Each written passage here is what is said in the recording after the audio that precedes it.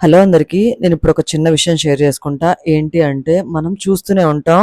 ఎవరికైనా పెళ్ళయ్యి ఒకవేళ వైఫ్ చనిపోతే, ఒకవేళ మగతనికి వైఫ్ చనిపోతే ఆయన్నేమంటారో తెలుసా? ఆయన మీద ఎంత జాలి పడతారంటే అంత జాలి పడిద్ది. ప్రపంచం మొత్తం చుట్టుపక్కల ఉన్నోళ్ళందరూ జాలి పడతారు. చిన్న వయసులోనే వైఫ్ చనిపోయింది.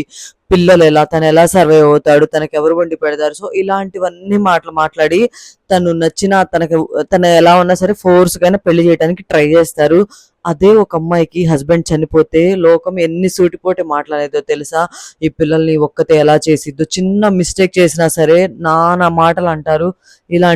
తన కర్మ ఇలా ఉంది, తన రాత ఇలా ఉంది. సో, ఇలాంటి మాటలన్నీ చుట్టుపక్కల ఉన్న ఆడవాళ్ళే పోక్ చేసి మరీ చంపుతారనమాట తన్ని. ఇలాంటి మాటలన్నీ మాట్లాడకుండా మీకు వీలైనంత మటుకు తనకి హెల్ప్ చేయటానికి, మోరల్ సపోర్ట్ ఇవ్వటానికి ట్రై చేయండి. అలాంటప్పుడు ఏం జరిగినా గానీ ఆ అమ్మాయి నిలబడి ఫైట్ చేయగలుగుతుంది. అంతేగాని ఇలా సూటిపోటి మాటలు మాట్లాడకండి.